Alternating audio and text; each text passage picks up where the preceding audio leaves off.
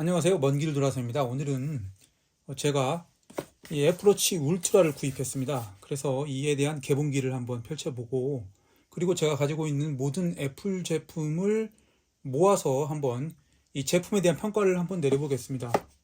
이 최근에 나온 울트라는 화면도 크고 여러 가지 성능도 개선되었고, 무엇보다도 배터리가 며칠을 간다는 것이 제가 가장 큰 이 구매 욕구를 자극하는 부분이었습니다. 그리고 최근에 쿠팡이나 이 11번가에서 약 20%에 가까운 할인이 이루어지다 보니까 기어코 구입하게 된 것입니다. 자, 그러면 포장지를 뜯어보겠습니다. 기존 대부분의 애플 제품은 이 광택이 나는 포장지인데 반해 울트라는 이렇게 광택이 하나도 없는 종이 재질로 이루어져 있네요.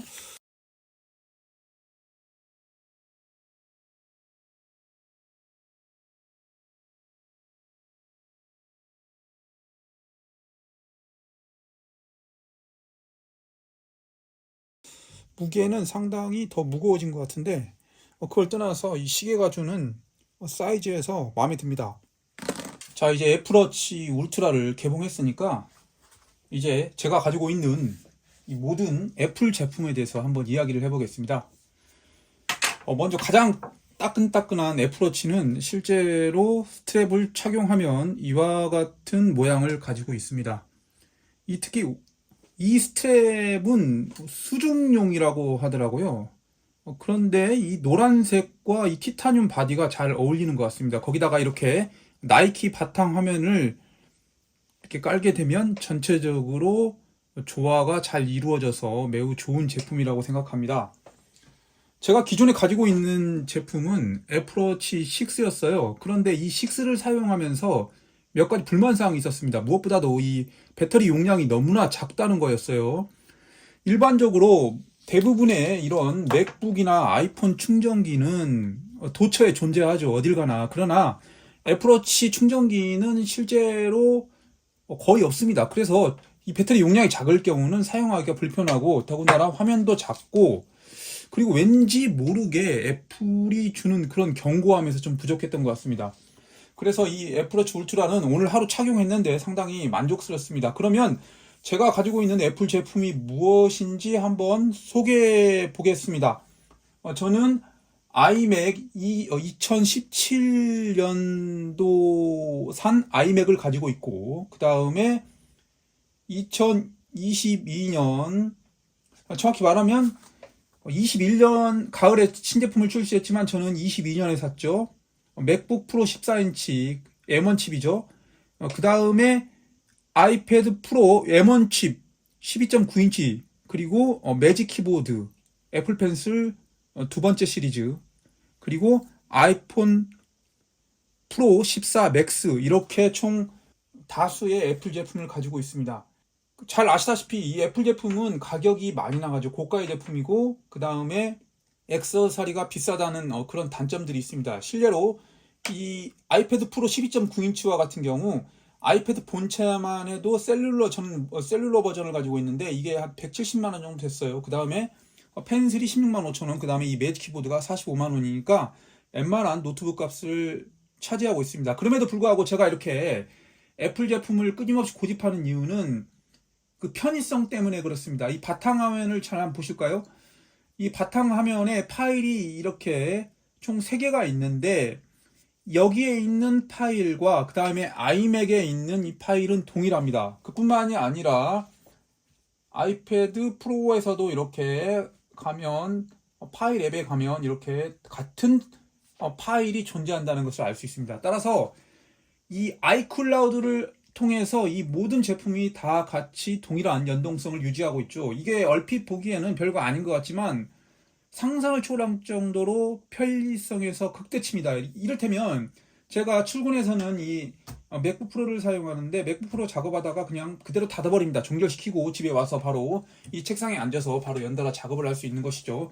그리고 야외에서 움직일 때는 이 아이패드 프로를 통해 일정 부분 작업을 수행합니다. 이게 단순해 보이고 그냥 이게 뭐 별다른 색다른 기술이 아닌 것 같지만, 사실상 실사용자에게는 거의 천국과도 같은 그런 시스템이라고 말씀드릴 수 있죠. 따라서 누군가는 애플을 감성으로 산다, 아니면 고가의 전자사치품이다, 뭐 이런 식으로 평가도 하지만 저는 사실상 시스템을 산다, 뭐 이렇게 저는 생각하고 있습니다. 즉, 처음에는 저도 기계가 좋아서 기계를 샀지만 이제는 이 시스템 안에 갇혀서 이 시스템을 산다라고 생각합니다. 따라서 한번 이 제가 구축한 이 시스템을 계속 유지하기 위해서 저는 기계만 계속 새로 바꾼다, 뭐 그런 개념으로 이 애플 제품을 사용하고 있습니다. 당분간은 이 더 뛰어난 운영 체계가 나올 리도 만무하고 그럴 리도 쉽게 없을 것 같으므로 이렇게 애플 제품으로 계속해서 IT 생활을 이어나갈 것 같습니다. 사실상 저는 이 독서를 제외하고는 하루 종일 애플로 시작해서 애플로 끝난다, 이렇게 말씀드려도 무방합니다. 왜냐하면 일어나자마자 핸드폰과 관련된 어떤 일상을 영위하고, 그 다음에 출근해서는 맥북 프로를 사용하고, 쉴 틈 없이 카톡과 일상 검색, 유튜브, 넷플릭스는 아이패드 프로로 하고, 집에 와서는 이 대형 화면의 아이맥을 사용하고, 이런 상황입니다. 그런데 문제는 이 시스템에 갇히다 보니까 계속해서 기계를 바꿔야 되는 실정이 도래합니다. 특히나 이 아이맥 같은 경우는 2017년산이다 보니까 일부 버벅이는 현상이 조금 나타납니다. 물론 사용하는데 큰 문제는 없지만 이 장비병이라고 할까요? 그런 욕구 때문에 조만간에 스튜디오 디스플레이와 이번에 새로 출품된 맥 미니 M2 칩으로 구입할 예정인 것 같습니다. 그런데 문제는 그 두 개의 가격만 해도 거의 400만 원에 육박하는 것이죠. 그렇지만 그렇게 많은 돈이 들어감에도 불구하고 계속해서 바꾼다면 그 이유는 분명히 있는 것입니다. 그것은 단순히 뭐 앱등이라서, 감성이라서 그걸 초월하는 무언가가 있다는 것이죠. 그렇기 때문에 앞으로도 저는 이 애플과 관련된 생활을 계속할 것 같습니다. 물론 저는 가장 큰 취미가 독서이기 때문에 이 독서와 애플 제품 간에도 뗄래야 뗄 수 없는 관계가 있습니다. 전자책을 여러 기기를 통해서 직접 읽기도 하고, 그 다음에 여러 가지 독서와 관련된 정보도 이 모든 기기를 통해서 얻고 있죠.